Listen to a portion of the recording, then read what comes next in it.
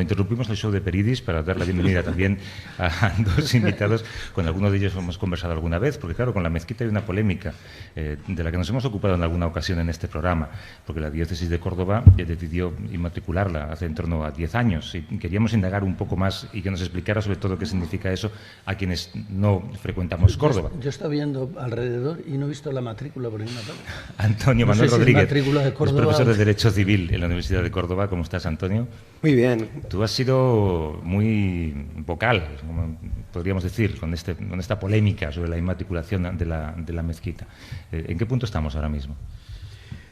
Quizás estamos en un momento crítico, porque a pesar de que la ciudadanía consiguió sacar este tema de las catacumbas y que se conociera no solo en España, sino fundamentalmente en el resto del mundo, que estamos ante el mayor escándalo inmobiliario de la historia, a pesar de que hemos conseguido que el monumento recupere el nombre, que no es cualquier cosa, porque las cosas existen desde que se nombran y son reconocidas mundialmente por su nombre, la enfermiza obsesión, en este caso del Cabildo y del Obispo, por llamarla solo y exclusivamente catedral, que es un ejercicio de antiurbanidad, como decía Peridis, es decir, es tomar la parte por el todo y además es la parte menos conocida, pues a pesar de todo eso, el problema es que jurídicamente sigue pareciendo propiedad privada de la Iglesia Católica.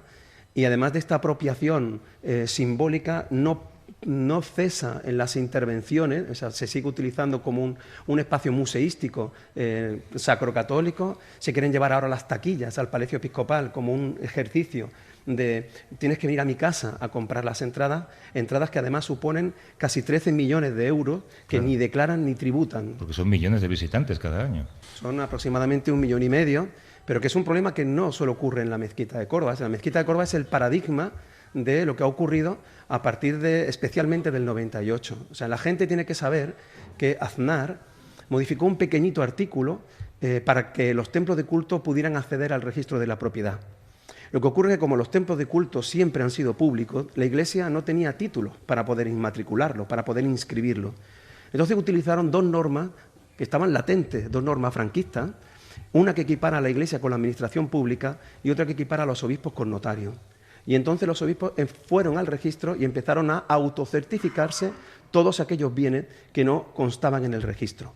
No solamente catedrales, no solamente cambiando el nombre, porque por ejemplo a la mezquita se le llama catedral o a la Giralda se le llama dependencia anexa de la Catedral de Sevilla, ¿no? No solamente haciendo estos ejercicios tan infames, ¿no?, sino que a partir de ese momento, demostrando lo fácil que era, empezaron a apropiarse de plazas públicas, de calles. Aquí en Córdoba, una plaza que está justamente al lado, inventariada hasta el 2012, se ha apropiado la Plaza del Triunfo, la Plaza de la Fuensanta, kioscos, viviendas, solares. Y claro, sorprende que en el siglo XXI, en un Estado democrático, exijamos transparencia a la corona, a los sindicatos y a los partidos y no sepamos a fecha de hoy exactamente cuál es el patrimonio que ha inmatriculado la Iglesia, especialmente a partir de 98. ¿Qué se puede hacer? Bueno, en muchísimas comunidades autónomas y en muchísimos ayuntamientos se han presentado mociones para pedir a los registros que nos digan exactamente cuáles son esos bienes, porque no puede quedar esto en la responsabilidad de la ciudadanía. Esto es un ejercicio que aquí en Córdoba se ha realizado de una forma, creo, responsable. Hemos conseguido el apoyo de más de 400.000 personas, de cientos de intelectuales, un respaldo internacional sin precedentes. Pero, por ejemplo, en Valencia ya se saben cuántos son los bienes. Son más de 2.400 que equivalen a un valor catastral de 620 millones de euros, quitando lo que no tiene valor calculable. Es decir, no entra la Catedral de Valencia, por poner un ejemplo, ¿no? En Navarra se superan los 1.600 bienes. En Euskadi se superan los 600 bienes, pero ¿cuánto en el resto de España, ¿no? Entonces yo creo que lo primero es hacer un inventario de cuáles son esos bienes y ver exactamente cuál es el coste, porque en la Iglesia en España es una especie de paraíso fiscal dentro del Estado. Es decir, no solamente no tributa, que ya es grave, sino que no declara. Entonces, piensen que... Además de recibir una parte de los tributos. Perdón. Sí, recibe una parte de los tributos. Pero claro que lo que intento decir es que es algo que no se suele tratar y es muy, muy importante. Todo lo que no tributa por IBI, porque claro, lo que tiene que ocurrir es que nos tienen que devolver los bienes que son nuestros y tienen que pagar por los que son suyos. Porque todo eso que no paga lo estamos pagando nosotros y nosotras. Es lo que hace que al final haya una competencia desleal en sanidad, en educación, etcétera. Y esto simplemente es un discurso democrático. Para nada esto es un discurso religioso. Esto es un discurso de defensa de la legalidad constitucional, porque esas normas de las que yo hablaba antes, que son notoriamente inconstitucionales, porque lo dicen los manuales de derecho, no han sido impugnadas. Y Gallardón, fue muy hábil y descubrió que lo que tenía que hacer era derogarlas con urgencia, porque si no se descubriría el escándalo. Lo hizo el ministro catalán, es decir, esas normas ya no existen, las ha derogado en la ciudadanía, esa es la verdad, pero eso ha supuesto una amnistía registral, de manera que ni sabemos cuáles son esos bienes y hay que impugnarlos uno a uno. Oye, una pregunta, ¿la Iglesia no paga IBI por todos sus bienes o solo por los templos? En principio no paga por ninguno. Pero... Así que es lógico que registren la mayor cantidad posible, porque exacto, encima no van a poder pagar por ello. Exacto.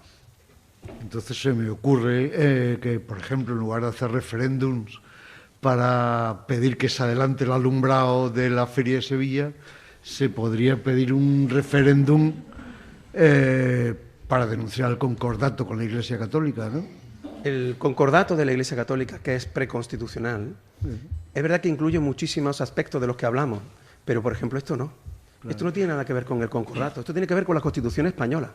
Hay un artículo de la Constitución que dice que la Iglesia no es Estado.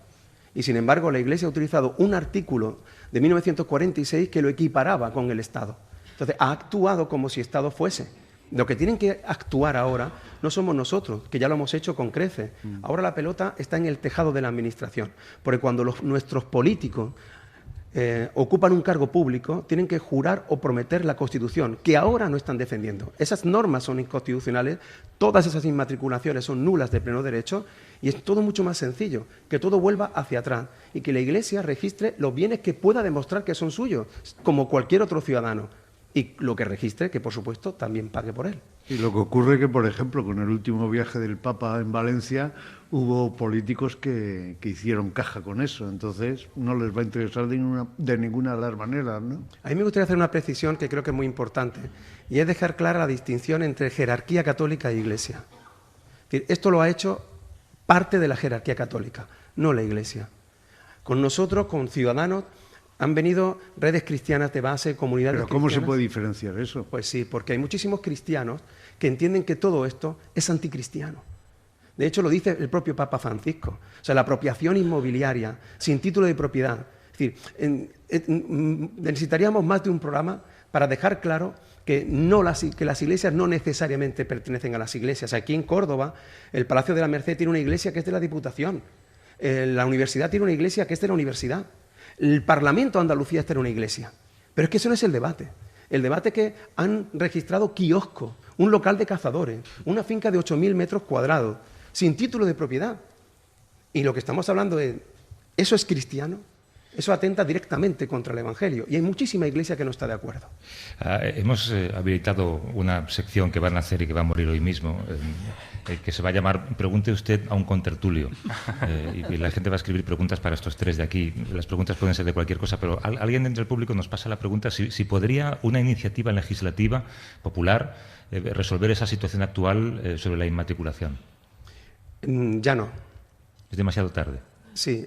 Ahora ya no. Eso se podía haber hecho antes de que el ministro catalán derogase esas normas. Incluso los ministros, o incluso el Congreso podía haber impugnado esas normas. Nosotros presentamos el recurso de inconstitucionalidad y pedíamos 50 diputados o diputadas libres, y no lo hicieron. Aún así, yo quiero romper una lanza por todas esas administraciones autonómicas que sí lo están haciendo. Baleares, Valencia, Aragón, Navarra, Euskadi. Lo que sorprende es que en Andalucía no se haga. Aquí en Andalucía se presentó una iniciativa legislativa que es idéntica a la que presentó el PSOE en Madrid. El PSOE presentó una en el Congreso diciendo que queríamos saber cuántos bienes había inmatriculado de la Iglesia. Se presentó la misma en el Parlamento andaluz y el PSOE se abstuvo. ¿Y no está usted pidiendo un milagro? Sí, estamos pidiendo justicia. Y lo que nos sorprende es que este tema... Eso es un milagro. Justicia es un milagro. Yo invitaría a una reflexión aquí a todo el público asistente y a todos nuestros oyentes, y es la siguiente. ¿Cómo puede ocurrir que un tema como este, que ha sido el que mayor movilización ciudadana ha movido en los últimos años, más de 400.000 firmas, que ha sido portada en el New York Times, en el Washington Post, en The Guardian, en el Financial Times, sea un asunto todavía desconocido por la opinión pública española. Esa es la reflexión.